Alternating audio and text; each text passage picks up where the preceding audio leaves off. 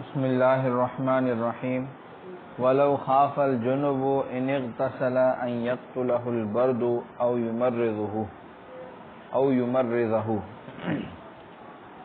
اور اگر جنبی کو خوف ہوا کہ اگر وہ غسل کرے گا تو اس کو سردی قتل کر دے گی، مار دے گی یا اس کو بیمار کر دے گی، تو یتیمم بالصعید، تو وہ بھی پاک مٹی سے تیمم کر سکتا ہے۔ صاحبین رحمہ اللہ فرماتے ہیں یہ بھی سفر میں ہے، حضر میں نہیں۔ امام صاحب فرماتے ہیں کہ اگر حضر میں بھی ایسی سردی ہے کہ وہ سوچتا ہے کہ اگر میں ٹھنڈے پانی سے، گرم پانی میسر نہیں ہے یا گرم کرنے کا کوئی آلہ نہیں ہے، تو اس صورت میں وہ کیا کرے؟ تیمم کر سکتا ہے۔ بات آ گئی سمجھ میں؟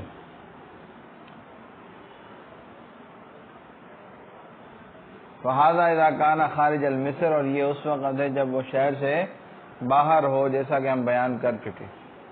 ولو کان فی المصر، اور اگر شہر میں ہے، فکذلک عند ابی حنیفہ رحمہ اللہ، بس اسی طرح امام ابو حنیفہ رحمہ اللہ کے نزدیک، خلاف اللہما، صاحبین کا اس میں اختلاف ہے۔ ہما یقولان، وہ کہتے ہیں کہ ان تحقق هذه الحالہ نادر فی المصر، کہ ثابت ہونا اس حالت کا نادر ہے کس میں؟ شہر میں، کیونکہ پانی سے غسل کر کے کمبل میں چلا جائے گا، کم از کم یہ تو ہوگا نا کہ گرمی میں، باقی اگر شہر سے باہر ہوگا، پہلے دور میں سفر ہوتے تھے میدان میں، ریگستانوں میں، وہاں پر ہوائیں چلتی تھی تو اس میں بیمار ہونے کا خطرہ تھا۔ فلا یعتبر، پس اس کا اعتبار نہیں ہوگا۔ ولو، امام صاحب کی دلیل یہ ہے کہ ان العجز ثابت حقیقتاً، کہ عجز جو ہے وہ حقیقتاً ثابت ہے، فلا بد من اعتبارہ، لہذا اس کا اعتبار کیا ہے؟ ضروری ہے۔ والتیمم ضربتان یمسح باحداہما وجہہ وبالاخری یدیہ، اور تیمم کی دو ضربیں ہیں، مسح کرے گا ان میں سے ایک کے ساتھ اپنے چہرے کا اور دوسرے کے ساتھ اپنے ہاتھوں کا، کونیوں تک۔ کہاں تک؟ کونیوں تک۔ اور اس میں استیعاب ضروری ہے۔ کیا ہے؟ یعنی ہر جگہ پر ہاتھ پھرنا چاہیے، ہر جگہ پر مٹی لگنا ضروری نہیں ہے، یاد رکھو۔ ایسے نہیں کہ ہر دفعہ ہر جگہ پہ سے مٹی محسوس ہو، یہ ضروری نہیں ہے، لیکن ہاتھ پھیرنا ضروری ہے۔ تو بعض علماء اکرام نے اس کا طریقہ بھی ایک نکالا ہے، بتایا ہے کہ کیا ہے کہ تیمم کر کے ہاتھ سے لگائے مٹی پہ یا غبار پہ یا پتھر پہ، اور پھر اس کو ایسے جھاڑے، ٹھیک ہے، تاکہ چہرہ نہ بگڑے۔ اور چہرے پہ تیمم کرنے کے طریقہ یہ ہے، یہ تو 3 انگلیاں الگ کرے اور یہ 2 انگلیاں الگ کرے، ایسے اوپر سے شروع کرے، پورا ایسے دبا کر، تاکہ ہر ایک جگہ پہ تیمم ہو جائے، ٹھیک ہے، اور پھر آخر میں یہ دو، ٹھیک ہے، تاکہ دونوں ہو جائیں۔ پھر اس کے بعد ایسے تھوڑا مزید بھی کر لے، اور ناک کے نتھنوں میں بھی ہاتھ گھما لیں۔ بات آگے سمجھ میں؟ اور ہاتھوں کے لیے بھی اس طرح، ٹھیک ہے، ہاتھ کر کے ایسے کر کے، پھر اس کے بعد یہ والا حصہ، ٹھیک ہے، اس والے حصے پر ایسے کر کے، پھر یہ والا حصہ ادھر، ٹھیک ہے، ہو گیا۔ اس طرح یہ یہاں سے ادھر، اور ایسے کرے گا تو سارا جو ہے وہ استیعاب ہو جائے گا۔ اس کے بعد ہاتھوں کو ایسے کر لے تاکہ انگلیوں کے بیچ میں بھی خلال ہو جائے۔ بس یہ 2 ضربیں ہیں، کہ ایک چہرے کے لیے اور ایک ہاتھوں کے لیے، بازوؤں کے لیے، جی۔ تو والتیمم ضربتان، اور تیمم جو ہے وہ 2 ضربیں ہیں، یمسح باحداہما وجہہ، مسح کرے ان میں سے ایک کے ساتھ اپنے چہرے کا، وبالاخری یدیہ، اور دوسرے کے ساتھ اپنے ہاتھوں کا، الی المرفقین، کہاں تک؟ کونیوں تک۔ لقولی علیہ السلام، کیونکہ نبی پاک صلی اللہ علیہ وسلم کا ارشاد مبارک ہے، التیمم ضربتان، تیمم کی کتنی ضربیں ہیں؟ 2 ضربیں ہیں۔ ضربۃ للوجہ، ایک ضرب چہرے کے لیے اور ایک ضرب ہاتھوں کے لیے۔ وینفض یدیہ، اور جھاڑ لے اپنے ہاتھوں کو، بقدر ما یتناثر التراب، اتنی مقدار کے مٹی جھڑ جائے، مٹی کیا ہو جائے؟ کئی لا یصیر مثلۃ، تاکہ اس سے اس کا چہرہ نہ بگڑے، مسلا نہ ہو یعنی چہرہ نہ بگڑے۔ ولا بد من الاستیعاب، اور استیعاب ضروری ہے۔ استیعاب کیا ہے؟ یعنی پورے عضو کو گھیر لینا مسح کے ساتھ ضروری ہے، کوئی جگہ خالی نہ رہے۔ فی ظاہر روایت میں لقیامہ مقام الوضو، کیونکہ وہ وضو کے قائم مقام ہے۔ ولہذا قالوا، اسی وجہ سے فقہاء نے فرمایا یخلل الاصابع، انگلیوں کا خلال بھی کرے، وینزع الخاتم، اور انگوٹھی بھی اتار دے، لیتم المسح، تاکہ مسح کیا ہو جائے؟ تام ہو جائے۔ والحدث والجنابۃ فیہ سواء، اور حدث اور جنابت، حدث یعنی حدث اصغر اور جنابت مانا حدث اکبر، اس میں برابر ہے، یعنی دونوں کے لیے تیمم یہی ہوگا۔ آئی بات سمجھ میں؟ وقد الحیض والنفاس، اسی طرح حیض اور نفاس بھی برابر ہیں، اس سے پاک ہونے کے لیے اگر پانی نہیں ہے تو تیمم کرے گی عورت۔ لما روی ہے، اس وجہ سے کہ روایت کیا گیا ہے کہ ان قوم جاؤ الی رسول اللہ صلی اللہ علیہ وسلم، کے بے شک ایک قوم آئی حضور صلی اللہ علیہ وسلم کی خدمت میں، وقالوا، اور انہوں نے کہا کہ انا قوم نسکن هذه الرمال، کہ ہم ایسی قوم ہیں کہ ہم اس ریت میں رہتے ہیں، ولا نجد الماء شهرا او شهرين، ہم نہیں پاتے پانی ایک مہینے تک، دو مہینے تک، ایک مہینے تک یہاں دو مہینے تک۔ وفینا الجنوب، اور ہمارے اندر جنبی بھی ہوتے ہیں، اور حیض والی عورتیں بھی ہوتی ہیں، اور نفاس والی عورتیں ہوتی ہیں۔ فقال، پس فرمایا حضور صلی اللہ علیہ وسلم نے، علیکم بارضکم، تم اپنی زمین کو لازم پکڑو۔ بات آئی سمجھ میں؟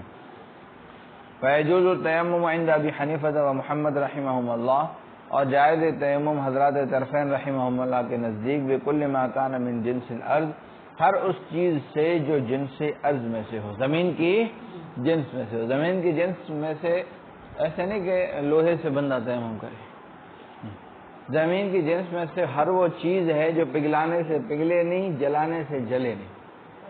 چنانچہ لکڑی ہے راکھ ہو جاتی ہے، کوئلہ ہے راکھ ہو جاتا ہے، جل جاتا ہے، وہ نہیں، اور لوہا ہے پگھل جاتا ہے، وہ بھی نہیں۔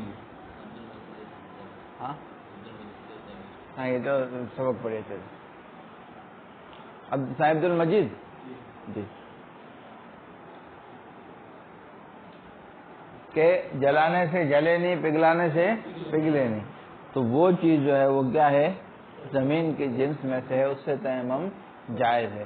چنانچہ جو بھی ہے، ریت ہے، مٹی ہے، پتھر ہے جو زمین سے نکلتے ہیں، وہ بھی، اگرچہ پتھر پہ کوئی بھی غبار نہ ہو، خالی پتھر ہے، سنگ مرمر زمین سے نکلتا ہے، یاقوت نکلتا ہے، بالکل پلین ہو، دھلا ہوا ہو، اس سے بھی تیمم کر سکتا ہے، مٹی والے غبار لگے بھی نہیں، اور اسی طرح غبار سے بھی کر سکتا ہے، کہ لکڑی کی جگہ ہے، یہاں پہ غبار لگا ہوا ہے، غبار بھی چونکہ مٹی کے ذرات ہوتے ہیں، ان سے تیمم بھی جائز ہے۔ فیجوز التیمم عند ابی حنیفہ و محمد رحمہم اللہ، اور جائز تیمم ابو حنیفہ اور امام محمد رحمہم اللہ کے نزدیک، بکل ما کان من جنس الارض، ہر اس چیز سے جو زمین کی جنس سے ہو، کالتراب جیسے مٹی ہے، والرمل جیسے ریت ہے، والحجر اور پتھر ہے، والجس اور گچ، والنورہ اور چونا، والکحل اور سرما، والزرنیخ اور ہڑتال، یہ ساری زمین کی کوئی قسمیں ہوں گی، مٹی وٹی کی قسمیں ہوں گی، سمجھا؟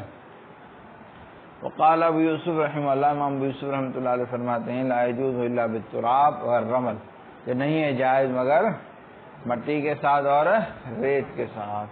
اور امام شافعی رحمہ اللہ فرماتے ہیں، لا یجوز الا بالتراب المنبت، مگر ایسی مٹی سے جو اگانے والی ہو، یعنی جو ہمارے پاس ہوتی ہے نا اگانے والی مٹی، جس میں کھیتی باڑی ہوتی ہے، اس سے ہی جائز ہے، باقی کسی سے جائز ہے۔ وہ روایت عن ابی یوسف، اور یہی روایت امام ابو حنیفہ سے، امام ابو یوسف سے بھی ایک ہے۔ امام ابو یوسف کے نزدیک ایک مٹی اور رمل، یعنی ریتی اور مٹی دونوں ہیں، اور امام شافعی کے نزدیک صرف وہ مٹی جس سے فصل اگتی ہے، اور ہمارے نزدیک یعنی حضرات طرفین کے نزدیک، یعنی امام ابو حنیفہ اور امام محمد رحمہ اللہ کے نزدیک جو ہے وہ ہر جو چیز جو زمین کی جنس سے ہو، اس سے تیمم جائز۔ یہ قولی تعالیٰ، کیونکہ اللہ تعالیٰ کا ارشاد بارک ہے، یعنی امام شافعی کی دلیل یہ ہے کہ اللہ تعالیٰ کا ارشاد بارک ہے، وَتَيَمَّمُوا صَعِيدًا طَيِّبًا، تیمم کرو پاک مٹی سے. سعیدن طیبہ ای ترابا منبتا، یعنی مٹی جو اگانے والی ہو. قالہ ابن عباس، اس کی وہ تفسیر اس طرح حضرت ابن عباس نے فرمائی ہے. آئی بات ہے، ترابا منبتن کے ساتھ تفسیر کس سے فرمائی ہے؟ غیر ان ابا یوسف رحمہ اللہ، مگر یہ ہے کہ بے شک امام ابو یوسف رحمہ اللہ نے زیادہ کیا ہے اس پر، کس کو؟ رمل کو. بالحدیث الذی رویناہ، اس حدیث کی وجہ سے جو ہم پہلے روایت کر چکے ہیں، کیونکہ وہ بندوں نے کہا تھا نا کہ ہم اس ریت میں رہتے ہیں. آئی بات سمجھ میں؟ اور حضور نے جواب میں کہا کہ تم اپنی زمین کو لازم پکڑو، تو پتہ چلا کہ وہاں ریت سے بھی تیمم ہو سکتا ہے. وَلَهُمْ آزاد طرفین کی دلیل یہ ہے کہ ان السعید اسم لوجہ الارض، کہ سعید نام ہے زمین کی اوپری سطح کا. سمی بہ لصعودہ، اس کا نام رکھا گیا ہے سعید اس کے اونچے ہونے کی وجہ سے. والطیب، اور آگے طیب فرمایا آیت میں، یحتمل الطاہر، یہ طاہر کا بھی احتمال رکھتا ہے. فحمل علیہ، اسی پر محمول کیا گیا ہے. لأنہ الیق، کیونکہ یہ زیادہ لائق ہے بموضع طہارہ، طہارت کے موضع میں. او ہوا مراد بالاجماع، یہاں طہارت جو ہے وہ مراد ہے کس سے؟ کیا ہے؟ بالاجماع. سمجھا؟ ثم لا يشترط ان يكون عليه غبار عند ابي حنیفہ رحمہ اللہ، پھر شرط نہیں کہ ہو اس پر غبار، یعنی کوئی پتھر ہے، کوئی یاقوت ہے، کوئی ایسی چیز ہے زمین کی، ٹھیک ہے، تو اس پر غبار ہونا ضروری نہیں ہے، بس جن سے عزم سے بات ختم. امام ابو حنیفہ رحمۃ اللہ علیہ کے نزدیک لاطلاق ما تلونا، اس آیت کے مطلق ہونے کی وجہ جو ہم تلاوت کر چکے. وقضا يجوز بالغبار، اور اسی طرح غبار سے بھی تیمم جائز ہے. مع القدرت علی الصعید، مٹی پر قدرت کے باوجود، امام ابو حنیفہ امام محمد رحمۃ اللہ علیہ کے نزدیک. لأنہ تراب رقیق، کیونکہ وہ کیا ہے؟ باریک مٹی ہی ہے. والنیت فرض فی التیمم، اور نیت جو ہے وہ فرض ہے تیمم میں. اور امام ظفر رحمۃ اللہ علیہ فرماتے ہیں فرض نہیں ہے، کیونکہ یہ خلیفہ ہے وضو کا، لہذا اس کے مخالف نہیں ہوگا وصف میں. یعنی وضو میں جس طرح تیمم فرض نہیں ہے، اسی طرح اس میں بھی فرض نہیں ہوگی. ولنا، ہماری دلیل یہ ہے کہ انہ ينبئ عن القصد، کہ تیمم کی لغوی معنی ہی قصد کے، کیا؟ کہ وہ خبر دیتا ہے، یعنی لغتاً وہ خبر دیتا ہے قصد کے بارے میں. فلا يتحقق دونہ، لہذا تیمم جو ہے وہ نیت کے بغیر متحقق، قصد کے بغیر متحقق نہیں ہوگا. او جعل، دوسری دلیل یہ ہے کہ کیا ہے؟ پانی کے لیے قرآن میں فرمایا کہ آسمان سے ماء طہور اتارا ہے. پانی تو فی نفسہ ہی طاہر ہے، فی نفسہ ہی پاک کرنے والا ہے. مٹی تو فی نفسہ ہی میلا کرنے والی ہے، لیکن اس کو وہ طاہر تبھی ہوگی، مطہر تبھی ہوگی جب اس میں نیت کرے. بات آگئی سمجھ میں؟ او جعل طہورا، یا اس مٹی کو طہور قرار دیا گیا ہے مخصوص حالت میں، اور پانی تو طہور بنفسہ ہی ہے جیسا کہ گزر چکا. آئی بات سمجھ میں؟ چلو بھائی، صلی اللہ تعالی علی حبیبی سیدنا محمد وعلی آلہ وصحبہ اجمعین برحمتک یا